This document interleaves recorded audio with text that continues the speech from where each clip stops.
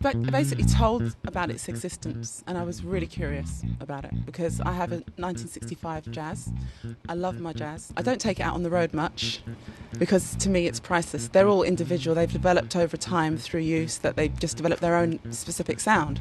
So I would never be able to replace it. So I decided not to ever take it out. I wanted a bass I could take out on the road, but I also needed something. I needed a 5-string specifically. But I've had Jazz 5s, and I thought, well, that works at different times, but I actually need something a bit different.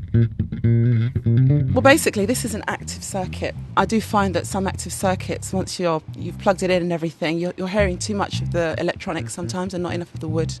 You're hearing too much of the preamp, and the active sound is kind of disliked a lot of the time by certain groups of people. Maybe some, you can say that they're kind of retro guys. They don't really want to ever see an active bass in your hands and stuff. So I've ended up always using passive basses or something that fits the gig more. As a session musician, this is not by choice necessarily, but just what's right for the gig. So I hadn't really found an active 5 that was covering all of my bases, as it were, excuse the pun. So I needed to find something that could be versatile. When I plugged this bass in, I actually played it for a little bit before plugging it in, just to get a feel for it, how it felt in my hands. And it was playable straight away, which is always a bonus. Sometimes you have to work a bass to fit you, but this was cool. I didn't need to do that. But then I plugged it in. I actually stopped playing and started laughing. I was so happy.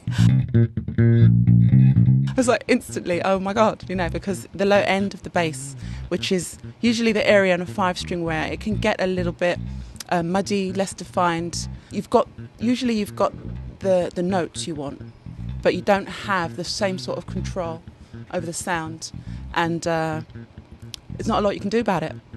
It's what it is. So I plugged this one in, and the first thing I did is check the B string, absolutely, and check the fretted notes down below the 5th. So usually these 5 here, and what I found was punch, clarity, control. It sounds like, if you can imagine like a loose waveform, this is more like a tight one. So you've still got the note that you want, but it's not wide and long, it's tight, and you can control that obviously by how long you hold the note, but then you're controlling it rather than the preamp sending whatever it sends out.